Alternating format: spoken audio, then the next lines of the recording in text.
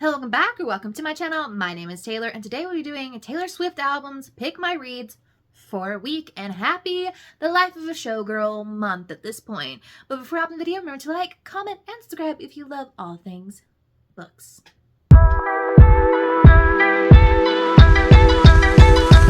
If you've been following me for a little bit, you probably know that I also have another channel where I react to music and how much I absolutely love music, particularly Taylor Swift and pretty much all of the mainstream pop girlies. And last month we kickstarted a series where I had blank artist or blank pop culture thing pick my reads for a week. Last month it was Sabrina Carpenter albums because her new album, Man's Best Friend, had just come out at the end of August.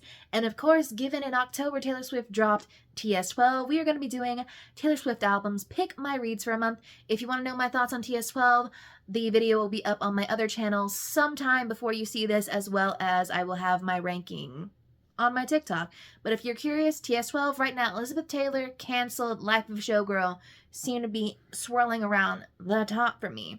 So explaining the rules of this sort of scheme, challenge, whatever I'm doing for myself, we are trying to stick to only books that appear on my physical TBR or my Kindle TBR. So they already pre-selected selection that we have to choose from.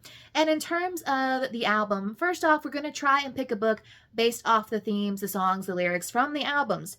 If we cannot do that, then we will go to the album music videos and artwork. Is there any imagery that is giving us something to go off? And then lastly, if all else fails, we will pick based on the album cover theme or color, based on the album color.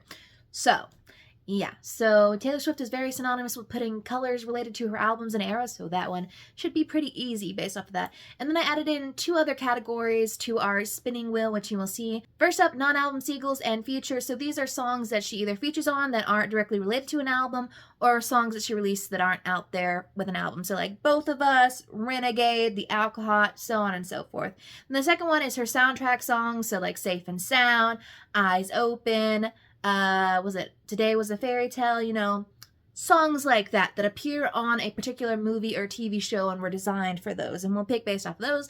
And seeing as I have the Hunger Games on my shelf, one of those ought to be a very easy if we swing that. But I have already spun the wheel, and we landed on, if you can't tell, Red Taylor's version. We have a total of 30 songs to pick from. Now, Red Taylor's version immediately screams fall romance. It's the perfect time. This album is most played for me in the fall. All Too Well 2-minute version is my favorite Taylor Swift song of all time. So based on the theming of the album, we have, we can go age gap relationship.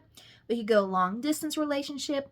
A lot of the theming of the album is sort of going through the messy things of like, falling in love, falling out of love, falling for someone you shouldn't, and then having like all these messy complicated feelings with that. And then, learning to love again and stuff like that with Begin Again. So, and then there's the whole discussion around fame with songs like The Lucky One and Nothing New. So, that all being said, I looked at the TBR I picked for this month and I actually did pick one up. It's not screaming fall romance. There's another book by this author on my physical TBR that screams more fall romance to me, but I was reading the back and I'm like, okay, satisfied messy breakup with complicated feelings? Yes. Begin Again, finding love that makes you believe in love again? Yes. Dealing with fame? They are on a very famous dating show. So on and so forth. Yeah, so this book is The Fake Dating Game by Timothy Janowski. You know I love a little fake dating and a little queer romance. It's been on my shelves for a little while. This is his first outing with Harlequin's, Damn Press Afterglow. So, I've read other books from him because he's done more with them, but so on and so forth. In this book, we are following Holden James pick the worst time to have a meltdown. His chance to audition for his favorite game show, Madcap Market, should have been a moment of triumph, a glorious loving homage to his adored mom who died 6 years ago. Instead, he's destroyed the mini bar in a grim Los Angeles hotel room, recently dumped, partnerless, and sliding into misery. But at least the hotel service is sublime. He even comes with an unfairly fit and sexy smartass concierge who arrives at the door with pizza Monopoly and deliciously distracting forearms. So obviously we have him basically hopping on this like couples dating show situation with a fake boyfriend that he just met. And of course, drinking. I also do believe they're probably in their early to mid-20s, and given the theming of Red with Song 22 is really focusing on that early to mid-20s, relationship and vibes and sort of all the mess that ensues from there, I think this one will be a good read. So we'll update y'all once I get a little bit into this book and a little more understanding of what it is.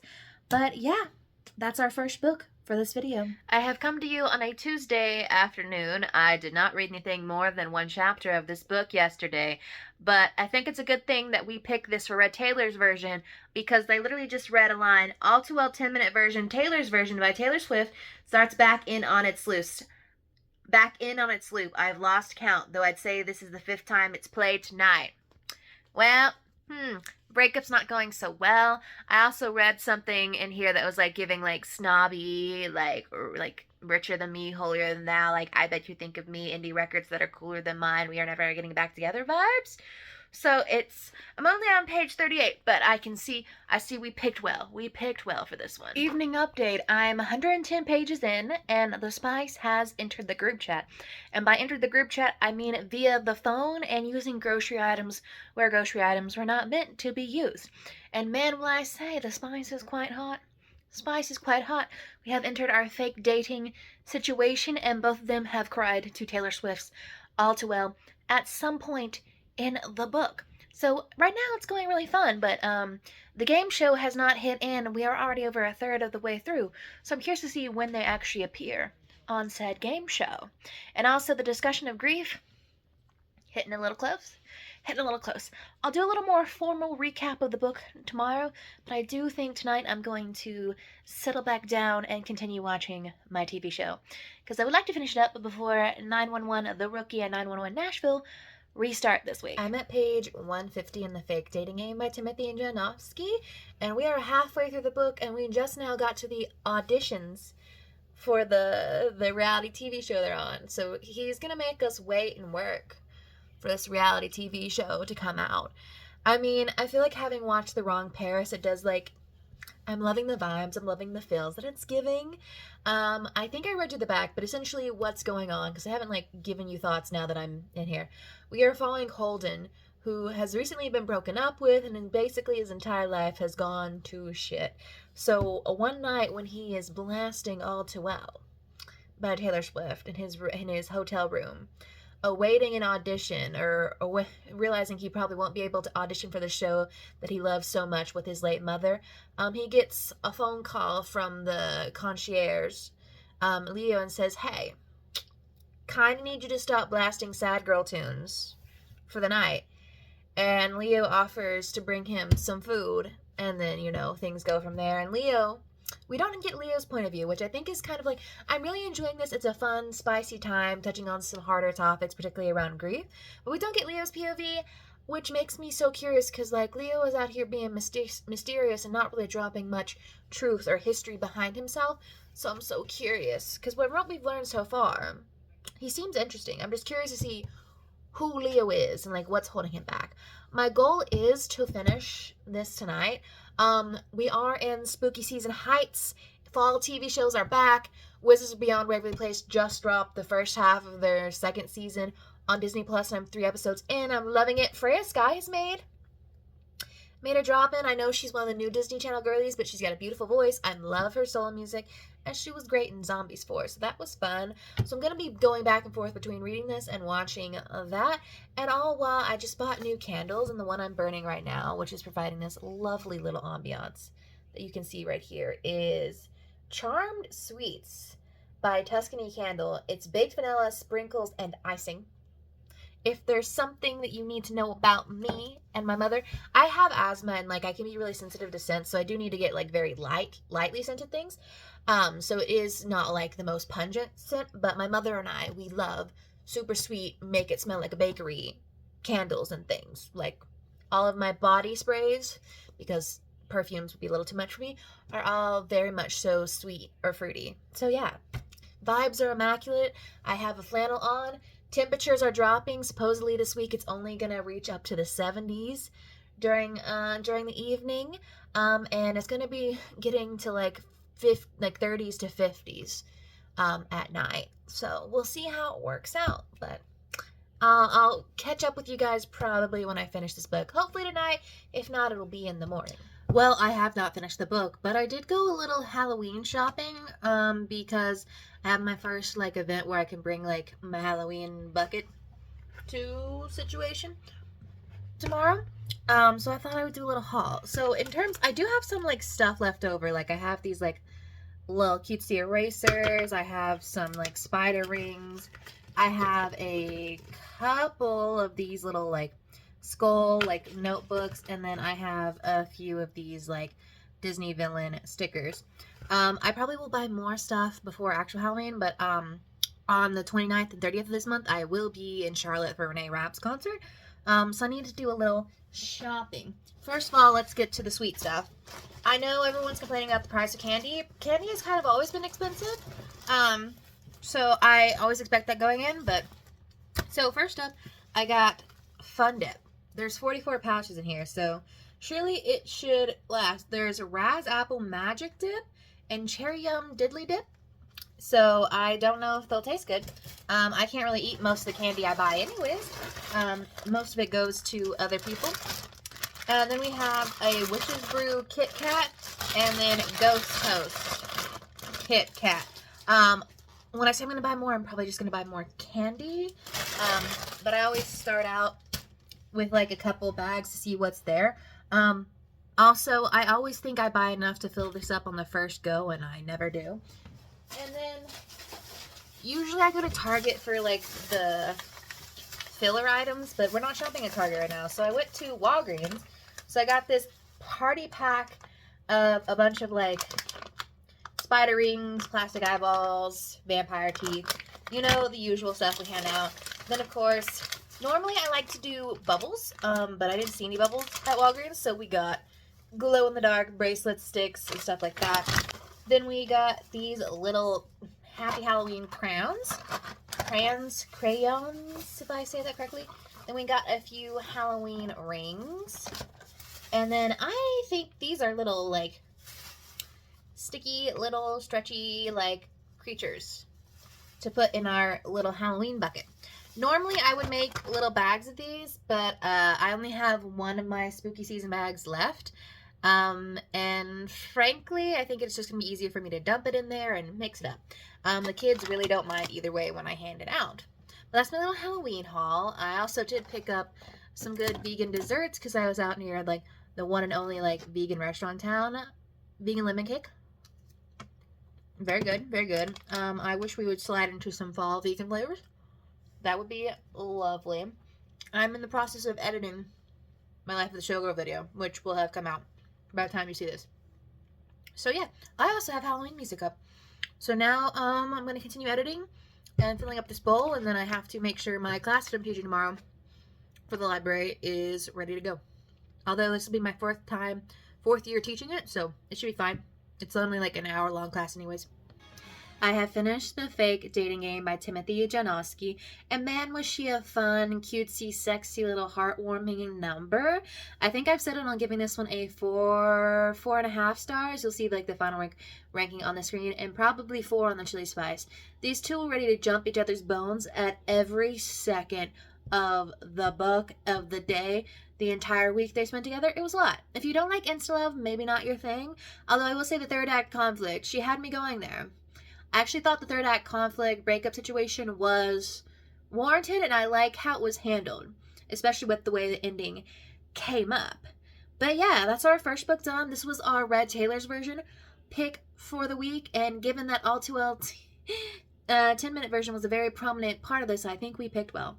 So you will see on the screen that I did just spin the wheel, and it landed on non-album singles. So I have to go in and start moving around in here to figure out what non-album single we're going to pick our book based off, and then figure out what book that's going to be. But off the top of my head, like non-album singles / features, we've got Highway Don't Care, we've got Both of Us, we've got I Don't Want to Live Forever. So there's a lot that we could choose from. We've got Renegade, we've got The Alcott. So I have to like start perusing, and I'll come back with you once I've picked out the next book. But I am about to dive into a little rom-com situation, maintenance required. I saw Madeleine Petsch, and then she turned around in that beautiful denim outfit, and then by panic ensued, so I do fear I need to watch this. Also, I finished Wizards Beyond Waverly Place last night, the first half of the season. I knew it was coming, but goddamn, the finale of that first half. Alex, Also, are we bringing back hair tinsel? Because that episode was 7 or 8 with the hair tinsel, like, in Billy's hair. kind of want it. Kind of want it. Oh, well, but I will see y'all maybe later tonight or tomorrow morning. I'm not sure. So the non-album single / feature that I decided to choose was Two Is Better Than One with Boys Like Girls. So this one is a song about realizing that maybe you're better together than you are apart, and kind of like remembering the little subtle moments that make you realize, like the snarky, grumpy, like little features that are not like so flattering about someone, but you're like, I see that, or like the really lovey-dovey sensual moments and stuff like that. So to me, I ended up picking Sorcery and Small Magics by Myga Ducey. There's a way to pronounce that's going to come off real wrong. But seeing as Two is better than one, to me, that song kind of is reminiscent of like the Fearless Speak Now era. I'm going with something in that magical, fantastical line, since I feel like fairy tales were a huge part of that general vibe and era. So this one is very much so fairy tale. We are following Leah Vander and Sebastian. Actually, let me just read back. Leah Vander Lovage is a master of small magics. He can summon butterflies with a song, or turn someone's hair pink by snapping his fingers. Anything more elaborate always blows up in his face, and so Leo vowed long ago never to use powerful magic again. That is, until a mishap with a forbidden spell binds Leo to obey the commands of his longtime rival, Sebastian Graham. The only thing they can agree on is that they need a counterspell, and fast. Chasing rumors of a powerful sorcerer with a knack for undoing curses, Leo and Grimm enter the Unquiet Wood, a forest infested with murderous monsters and dangerous outlaws alike. To break the curse, they will have to uncover the true depths of Leo's magic, set aside the rivalry, and much to their horror, work together. And I do believe that sounds like someone having to learn that two is better than one. Plus, it's a little like rivalry to lovers situation, little enemy, okay? Loving it. We are really doing like all of the gay books this week. I do believe this will take me the full weekend to finish because she is a longer fantasy novel, but I am excited to get into it, so I will give y'all an update tomorrow. Happy Saturday afternoon. I did not read or record anything yesterday on Friday. I woke up, watched 911, then watched 911 Nashville, then ate, went to go teach, then had a surprise fall camp thing for all the kids that were with me during the summer. There were only 9. They proceeded to take up all my candy. So then I left, restocked on my Halloween stuff, came home, continued watching the fall shows, so High Potential and stuff like that, and made a bunch of Halloween goodie bags. And then I said, we're going to call it an early night. So now I woke up early this morning and I did start, and I am 150 pages into Sorcery and Small Magics. So this one so far is interesting. I do believe it is the first in a series. I hope it's only a duology because I'd have to see how this goes to see if it warrants more than like a 2-parter situation. But yeah, so far we're following Leah Vander and Sebastian, who, despite not really liking each other and being sort of the equivalent of oil and water when it comes to personalities, are always constantly drawn together. But one day when someone cast a spell that they weren't really paying attention to and that the other wasn't really paying attention to, now Leah Vander is in fact under Sebastian's control, and neither of them want to be, because as the curse grows stronger, as the curse grows stronger, Leah Vander cannot leave Sebastian's side. So Leah Vander has to convince Sebastian to go out and find this big, powerful sorcerer that can help reverse the curse. And of course, this is like pitched as an enemies, rivals to lover situation. I can't say enemies because I feel like to be enemies, you have to actively be like on opposite sides of things, like actively. It's more of a rivals to lovers. They're like an academic rivals situation. But so far, it's been interesting. We are 150 pages in and we just got to the quest portion of things. So it's been a lot of like delving into the mind of Leah Vander Lovage. And let's just say it's interesting to see. I would have liked dual POV just because I'm just the kind of person who, like, if you're going to give me single POV, you have to really weave a story that lets me understand all of the other characters' motivations. Because if we're left in the dark, and like we're left in the dark for a very, very long time, I'm just like, what's this other guy doing? So yeah, we're finally getting to a point where it seems like there's inklings of a possible, truce being able to be drawn between the two, because I mean, while they are working together, I don't think they've yet reached that two is better than one state that we picked this one for. So yeah, I'm going to continue reading this, and then the last day of this reading vlog is tomorrow, so hopefully I will finish it tomorrow. I do have plans tomorrow, so we'll see. But yeah, so far so good. I have reached a point in the book where I'm starting to get really hooked on like what's about to happen next. So I'm intrigued. Well, it is Sunday, and I have officially finished Sorcery and Small Magics by Maiga Ducey. I think that's what I'm gonna go with.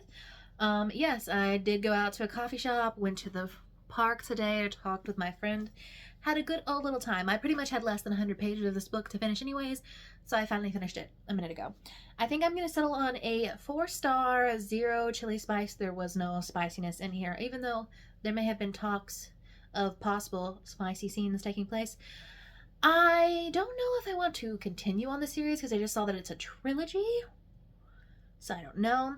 I mean, definitely this is more of a vibes fantasy read. There are some moments of action that are really interesting, but it really is more focused on the characters and the ambiance of this magical world that is being built. And if you're coming in here looking for the intense rivals to lovers romance, like the romance, it was kind of lacking. I feel like if I'm going to pick up a romantasy, I want more to feed into the romantasy, like romance portion of things, and I feel like the romance was lacking in favor of more of that world building aspect for me in this one, so we'll see. It was lingering at a 3.5 for a while, but I feel like at the end, I feel like it captured me enough in the last 100 pages that I'm like, okay, I can see you. It's definitely well written. I just, me and cozy fantasy-esque things are not always well aligned, because I usually lose interest after a while if that slow burn burns for way too long. But that is the final book for this week's series. I would have liked to have done 3 books, 3 albums, but hey, I'll pick this up again probably not next month, probably sometime in the beginning of next year. We'll do another Taylor Swift albums pick my reads for a week, but I am about to start my spooky season reading vlog, so you'll see that coming up next. So yeah, let me know what your favorite read of this week is. Like, what are you most excited to see from me coming next? I will see y'all in the next one.